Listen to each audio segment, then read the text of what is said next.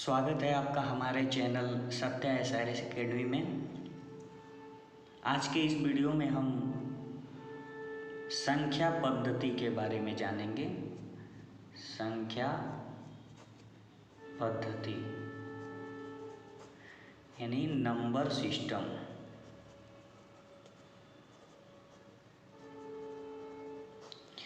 संख्या पद्धति, इसमें हम नंबरों को जानेंगे, किस नंबर को क्या कहते हैं, कितने प्रकार के हमारे नंबर होते हैं। तो सबसे पहले शुरू होता है प्राकृतिक संख्या। प्राकृतिक संख्या, प्राकृतिक संख्याएं, नेचुरल नंबर।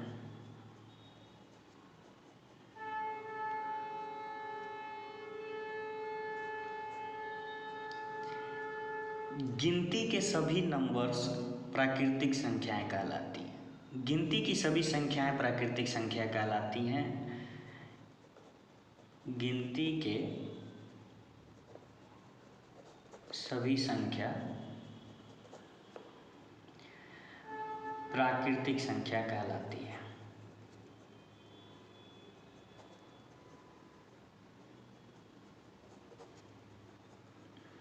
जैसे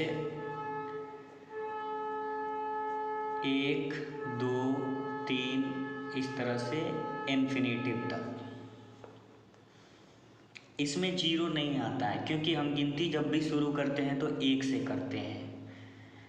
तो प्राकृतिक संख्या 1 से शुरू होती है और इन्फिनिटी तक जाती है। इसमें जीरो नहीं आता है। परिभाषा से स्पष्ट है कि गिनती के सभी संख्या प्राकृतिक संख्या कहलाती है। दूसरी संख्या आती है पूर्ण संख्या।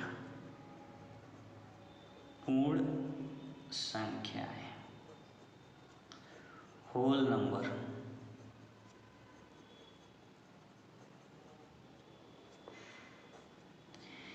नेचुरल नंबर के साथ जीरो को अगर बढ़ा दिया जाए, जैसे इसमें जीरो नहीं है, जीरो बढ़ जाता है तो वो नंबर होल नंबर यानी पूर्ण संख्याएं कहलाती हैं। जैसे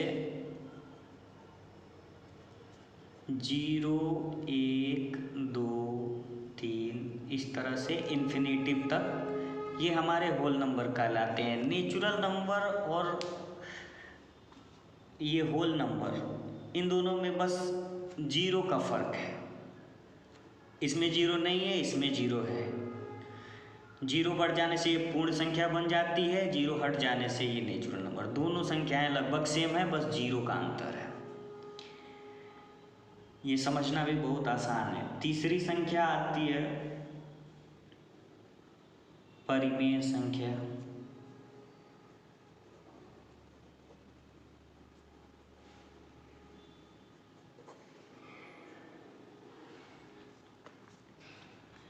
रेशनल नंबर।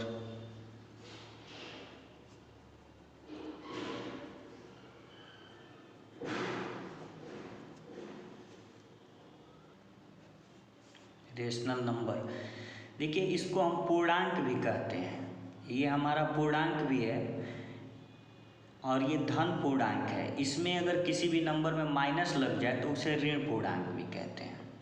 चलिए रेशनल नंबर समझते हैं। परिमेय संख्या P/Q के रूप में जिस संख्या को लिख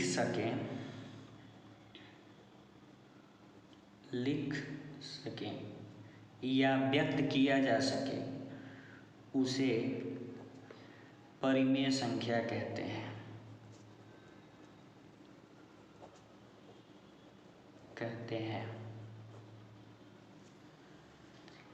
जहाँ Q 0 के बराबर नहीं है। जहाँ Q 0 के बराबर है, इसे समझते हैं। जैसे 5 में 2 से भाग दिया जाए तो आता है 2, 0.5, 2 दूनी 4 और 1 बचेगा, दशमलव बढ़ा के 2 पचे 10। तो ये 5/2 एक परिमेय संख्या है। ये 2.5 भी परिमेय संख्या है, बस इस p/q के फॉर्म को हम दशमलव में बदल दिए हैं। तो हम इसे भी परिमेय संख्या कहेंगे, ये भी, दोनों सेम है।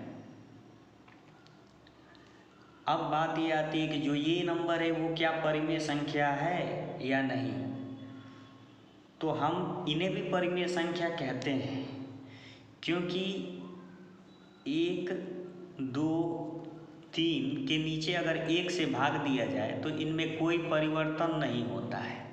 ये 3 में 1 से भाग देने पे आपको 3 ही मिलता है, पर ये p/q के फॉर्म में हो जाता है।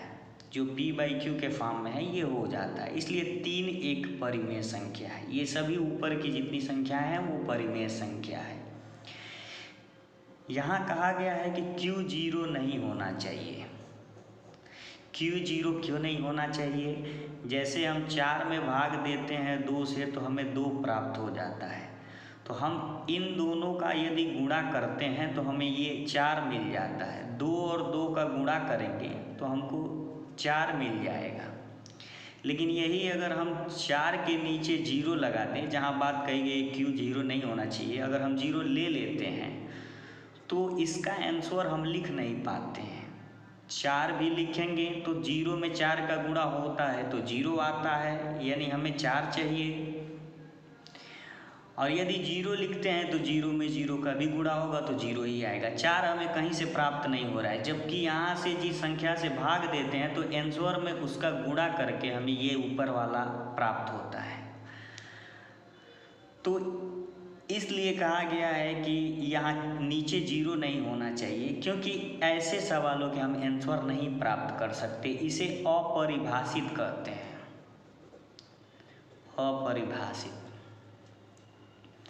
तो इसीलिए q बराबर 0 नहीं होना चाहिए। बाकी सभी संख्याओं को हम परिमेय संख्या कहते हैं।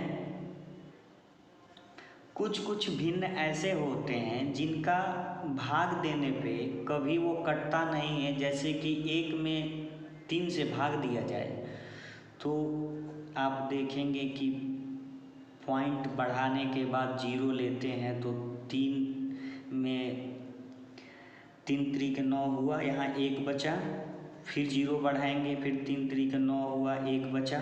ये चलता जाएगा, आपका कभी ये कटेगा नहीं, कंप्लीट नहीं कटता है। लेकिन एक गुण इसमें है, ये बार बार 3 दोहराएगा, ये बार बार 3 लाएगा।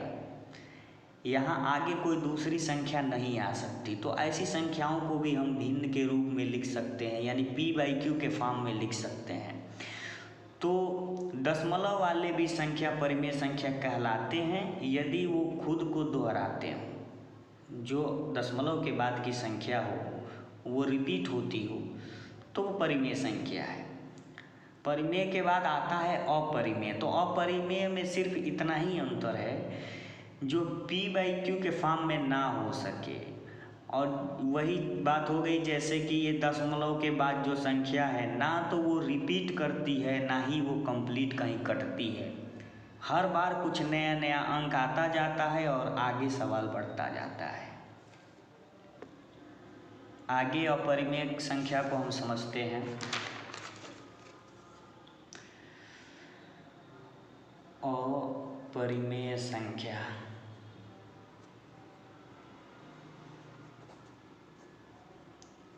इरेशनल नंबर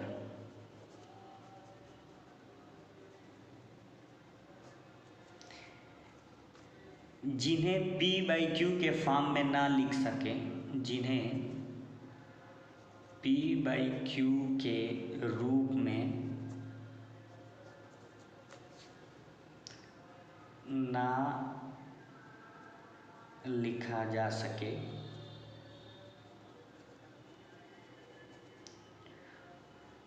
उसे अपरिमेय संख्या कहते हैं।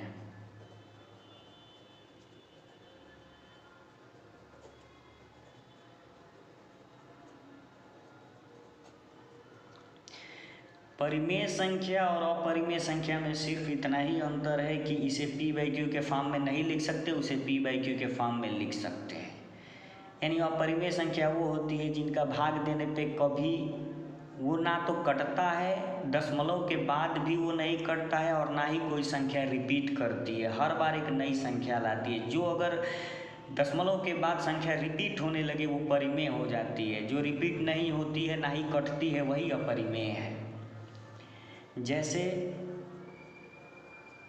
√2, √3, √5, इस तरह से जिनका अंडर रूट में हल ना निकल सके, इनको आप अगर हल करते हैं तो ये ना कभी कटती है और ना ही कभी दशमलव के बाद अपने आप को दोहराती है, तो इसीलिए ये अपरिमेय है। सिर्फ इतना ही अंतर है कि दशमलव के बाद अगर वो कट जाए या दोहराए तो परिमेय है, और दशमलव के बाद अगर वो ना कटे और ना अपने आप को दोहराए भी तो वो अपरिमेय संख्या हो जाती है। समझना बहुत आसान है।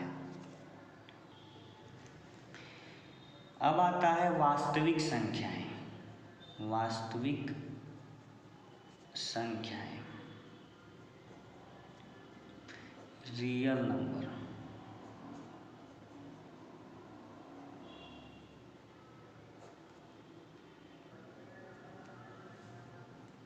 सभी संख्याएं वास्तविक संख्याएं होती हैं। सभी संख्याएं वास्तविक संख्या होती है। संख्या होती है। नेचुरल नंबर,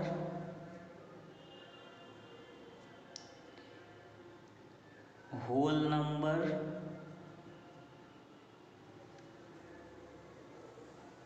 परिमेय संख्या, अपरिमेय संख्या अलग हो जाती है जिसे मैं यहाँ P से दिखा देता हूँ, और रियल नंबर यानी वास्तविक संख्या।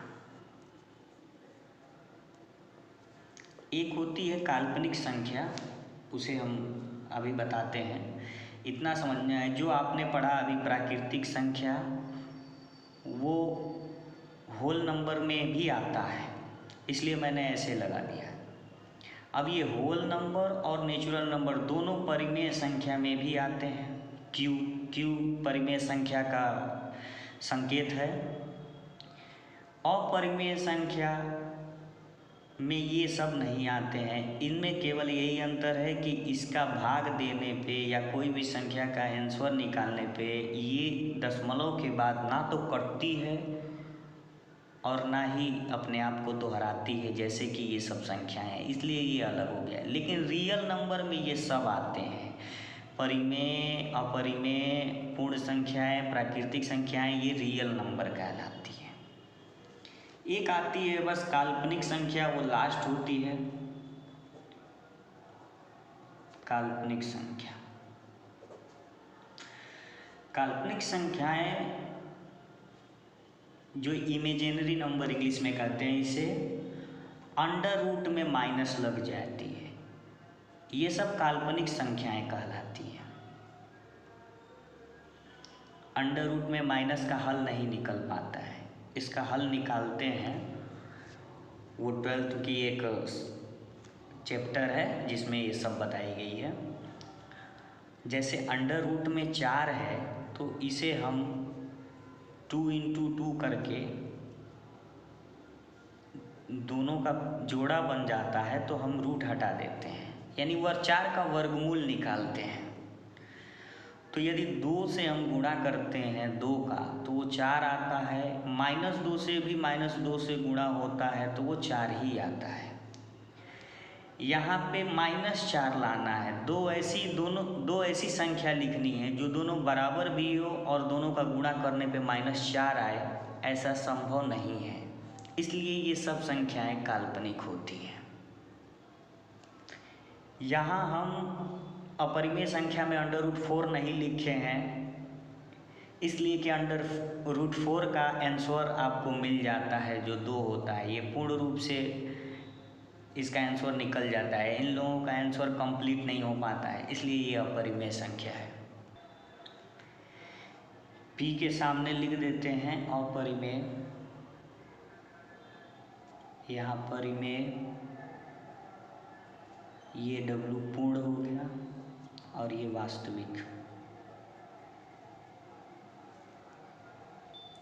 लगभग संख्याओं के समुच्चय को हम समझ चुके हैं कि कौन सी संख्या को क्या कहते हैं। आगे और भी कुछ चीज़ें हैं जो मैं बता रहा हूँ आपको। अब सम संख्या,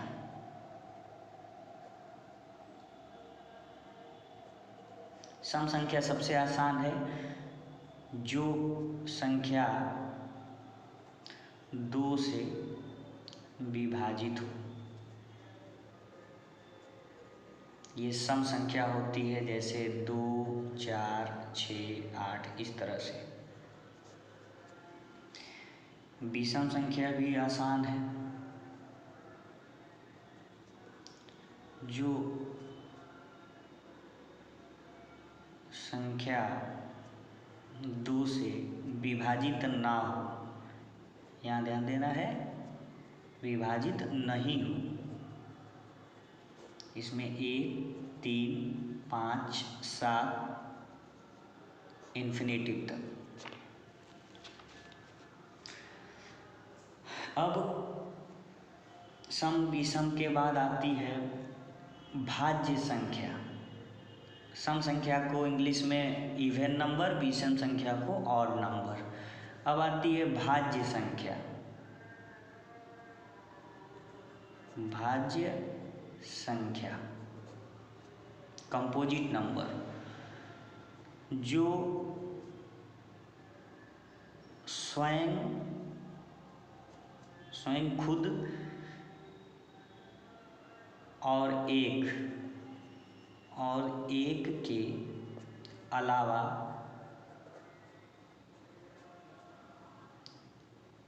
किसी अन्य संख्या से विभाजित होती हो, अन्य संख्या से विभाजित हो, भाज्य संख्या कहलाती है।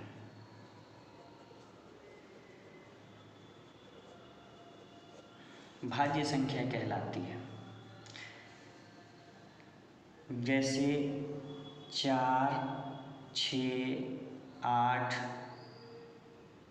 इस तरह से 9। ये 4 स्वयं से कटेगा ही, 4 से कट जाता है और 1 से भी कट जाता है, और 4 और 1 के अलावा वो 2 से भी कटता है। इसी तरह से 6 से भी कटेगा और 1 से भी कटेगा। इसके अलावा वो 3 से और 2 से कट जाएगा। तो 1 और खुद के अलावा कोई और उसका गुणनखंड हो, कोई और अंक उसे भाग देने पे विभाजित करता हो, तो वो भाज्य संख्या कहलाती है। अब आते हैं अभाज्य संख्या।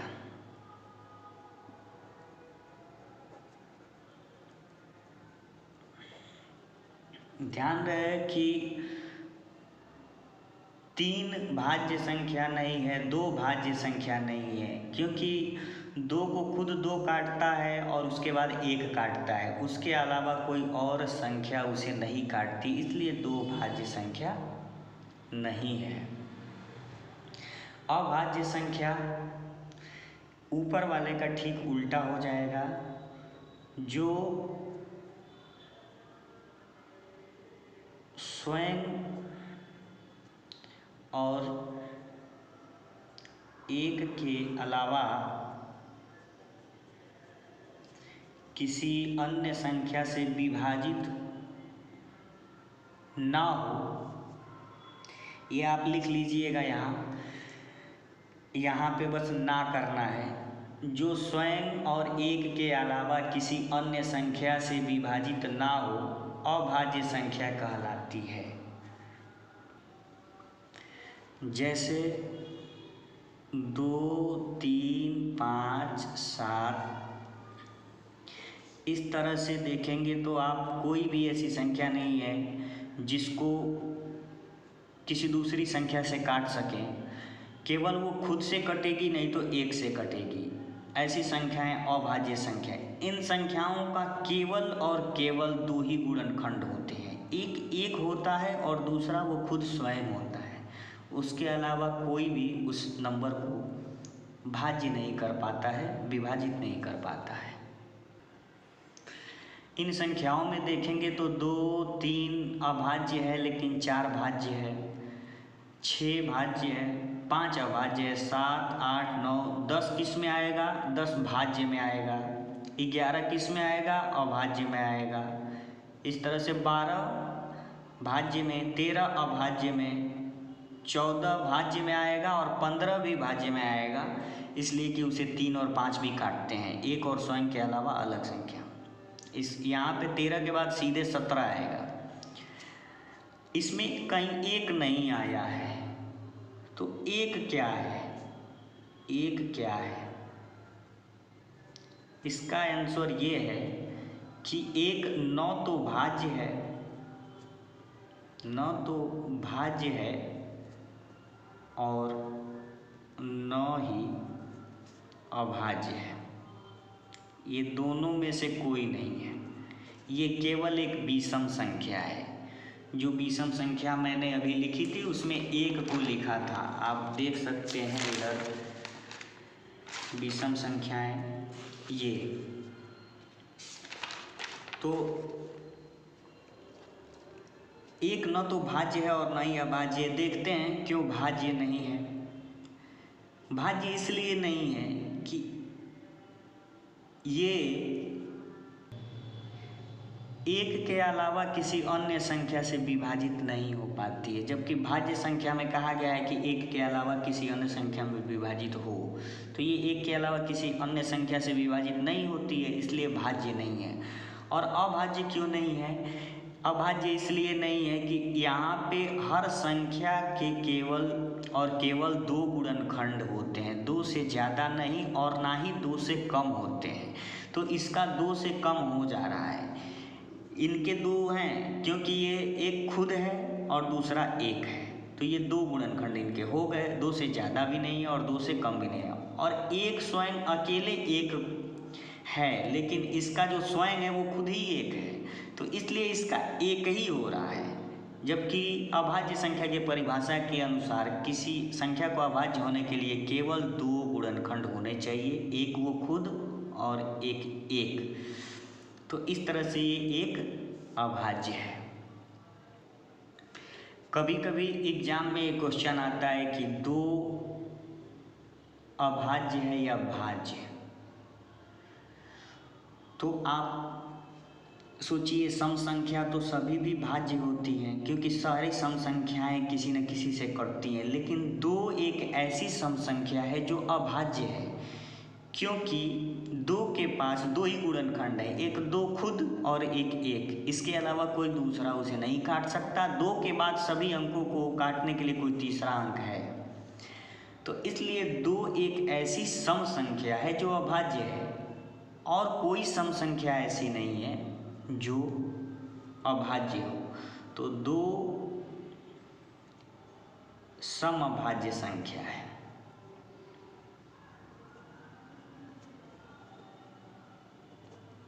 समअभाज्य संख्या। अब हम देखते हैं कोई संख्या अभाज्य हो और बड़ी हो तो कैसे जानेंगे। हम तो ये जानते हैं कि अभाज्य संख्या 2, 3, 5, 7, इसके बाद 11 है, 13 है, 17 है, 19 है, 23 है, इस तरह से। तो क्या कभी पूछ देगा 241 अभाज्य है या नहीं, अभाज्य है या नहीं। तो जब बड़ा आ जाए नंबर तो थोड़ा सोचना मुश्किल हो जाता है।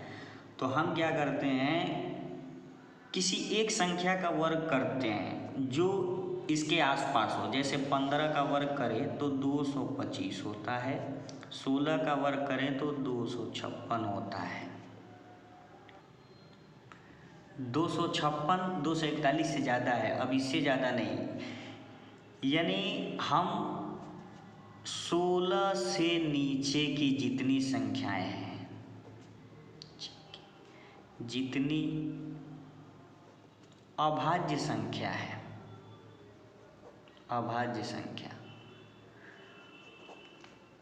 उनसे इसकी विभाज्यता की जांच करेंगे। यदि ये 16 से नीचे किसी अभाज्य संख्या से विभाजित हो जाती है तो ये भाज्य है, और नहीं होती है तो ये अभाज्य है। 16 से नीचे अभाज्य संख्याएं होती हैं 13, 11, 7, 5, 3, यही सब संख्याएं हैं। और 2 भी एक अभाज्य संख्या है, 2 को भी ले लेते हैं। इन सभी संख्याओं से इसे विभाजित करेंगे, और यदि इन संख्या में से कोई भी एक संख्या इसे विभाजित कर देगी तो ये संख्या भाज्य है, और नहीं विभाजित कर पाएगी तो अभाज्य है। तो आप डिवाइड करके देख लेना। वैसे ये इन संख्याओं से विभाजित नहीं होती है, ये एक अभाज्य संख्या है। अब आती है सह अभाज्य संख्या। सह अभाज्य संख्या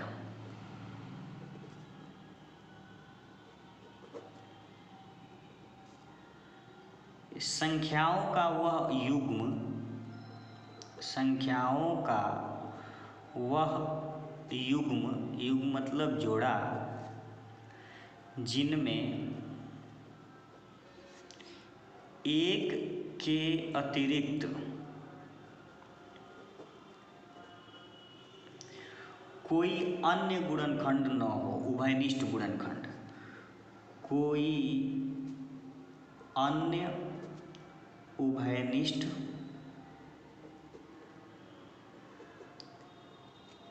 गुणनखंड न हो।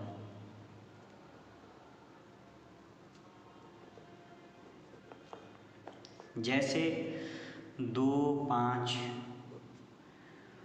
8, 11, 5, 7 ऐसी कोई संख्या नहीं है जो इन दोनों को डिवाइड करती हो। केवल एक ही इन दोनों को डिवाइड कर सकती है। एक के अलावा कोई अन्य संख्या नहीं है जो इन दोनों को भाग दे सके, विभाजित कर सके। इसलिए ऐसे जोड़े जिनका केवल एक उभयनिष्ठ गुणनखंड हो, एक के अलावा कोई और नहीं, तो उन्हें हम सहअभाज्य संख्या कहते हैं। अब समझते हैं क्रमागत संख्याएं। क्रमागत संख्या, क्रम से आने वाली संख्या क्रमागत संख्या कहलाती है। क्रमागत संख्या जैसे 1, 2, 3, इसके बाद 4, 5, इसे क्रम से आए। अब कोई जरूरी नहीं है 1 से शुरू हो, यदि वो 4 से ही शुरू हो रही है तो 4 के बाद 5, 6, 7 इस तरह से लगातार आए, बीच की कोई गैप ना हो, कोई भी संख्या छूटे ना, तो वो क्रमागत संख्या होती है। लेकिन अगर क्रमागत सम संख्या की बात करें, क्रमागत सम संख्या, क्योंकि यहाँ क्रमागत संख्या कही गई है तो इसमें सम विषम सब है, लेकिन क्रमागत सम संख्या में केवल 2, 4, 6, 8, 10 इस तरह से आएंगे। केवल सम संख्याओं को लेंगे और बीच का कोई भी छोड़ेंगे नहीं, तो वो क्रम से आने वाली सम संख्या कहलाएगी। सेम इसी तरह से क्रमागत विषम संख्या भी है।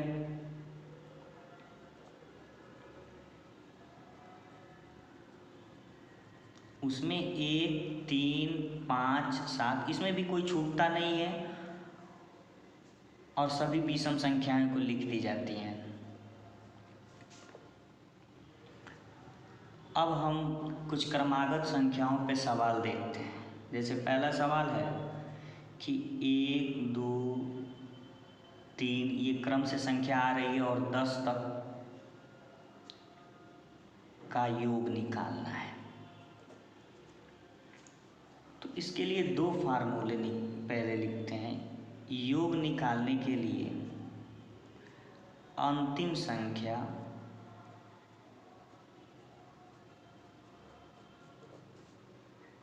प्लस प्रथम संख्या बटे सार्वअंतर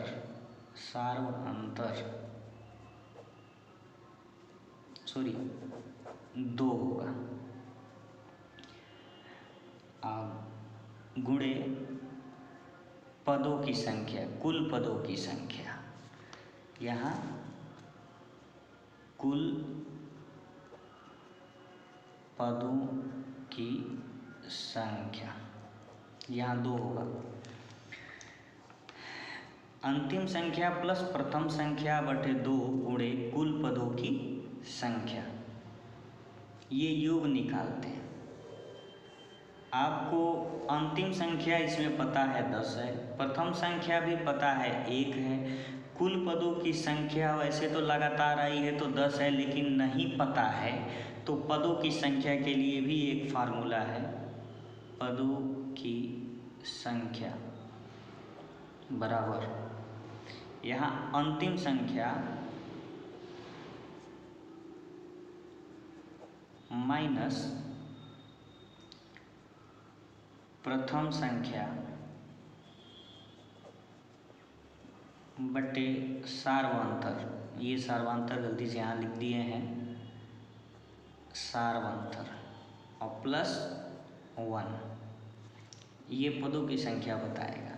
जैसे हम इसी संख्या पे एक बार ट्राई कर लेते हैं, अंतिम पदों की संख्या निकाल लेते हैं। अंतिम संख्या 10 है, प्रथम संख्या 1 है, सार्वंतर समझ लेते हैं, इन दोनों के बीच का अंतर कितना है उसे सार्वंतर कहते हैं। दूसरी संख्या में से पहली संख्या जब भी आप घटाएंगे, दूसरी संख्या में से पहली घटाइए या तीसरी में से दूसरी को घटाइए, आपको सार्वंतर मिल जाएगा। इन दोनों के बीच का अंतर ही सार्वंतर होता है, सब जगह वही अंतर होता है, इसलिए सार्वंतर कहते हैं। तो यहाँ 1 आएगा सार्वंतर, प्लस 1, 10 में से 1 घटाएंगे 9/1 प्लस 1, तो 9/1 को 9 लिखेंगे और प्लस 1 = 10। योग निकालते हैं, तो योग निकालने के लिए फार्मूला ये रहेगा, अंतिम संख्या 10 प्लस प्रथम संख्या 1/2 रखना है, इंटू कुल पदों की संख्या हम यहाँ नीचे निकाले हैं 10। 10 में 1 जोड़ देंगे 11/2 गुणे 10, 10 को 2 से काट देंगे 5 बार में। अब 11 का 5 में गुणा होगा 55 आएगा, तो इन सभी संख्याओं का 10 तक का योग 55 होगा। 2-3 तरह के और सवाल हम इसमें देख लेते हैं।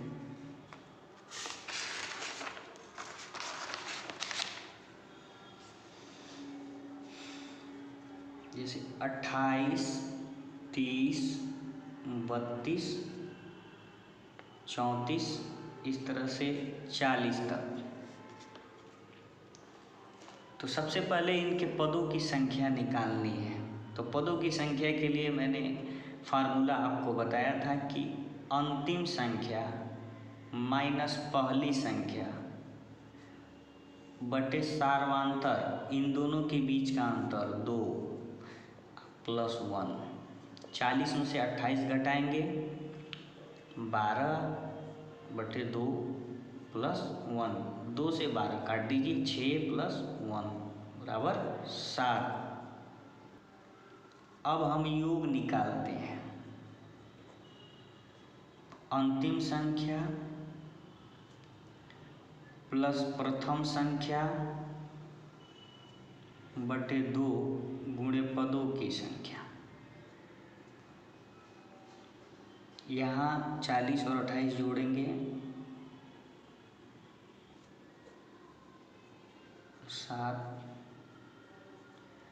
काट देंगे इसे 2 से 3 बार में, तो 3 और ये 4, 34 × 7, 7 × 28, 2 7 21 और 2 23, 238।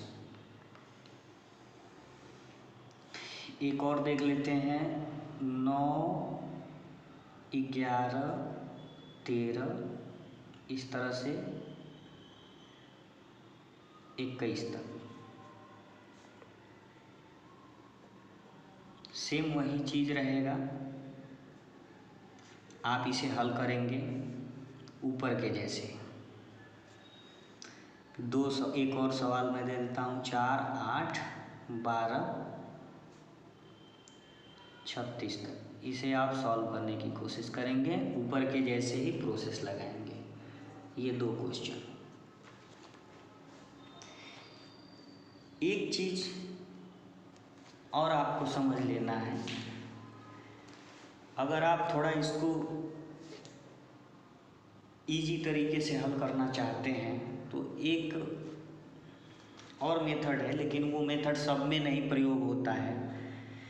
जैसे जो सार्वांतर हो उससे उसके सभी अंक विभाजित होते हों तो आप ये फार्मूला लगाएंगे, अन्यथा नहीं लगाएंगे, जो मैं बताने जा रहा हूँ। जैसे इसमें सर्वांतर 2 है तो 2 से कटने वाले कोई अंक इसमें नहीं है। इसमें सर्वांतर 4 है, 4 से कटने वाले सभी अंक हैं। सर्वांतर से अगर जो कट जाता है तो एक आसान सा ट्रिक है। जैसे एक और सवाल हम लिख लेते हैं, 2, 4, 6, 8, इस तरह से 20 तक। तो हमारा जो ये जो तरीका बताएंगे वो इन दोनों पे लागू होता है, क्योंकि ये 2, 4, 6, 8 यानी इनमें अंतर 2 का है, और 2 जो अंतर है वो सभी संख्याओं को विभाजित कर रही है।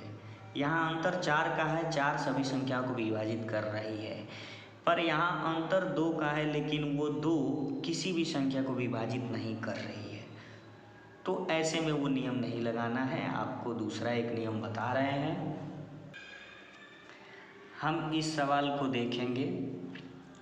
लास्ट की संख्या में पहली संख्या जोड़ देना है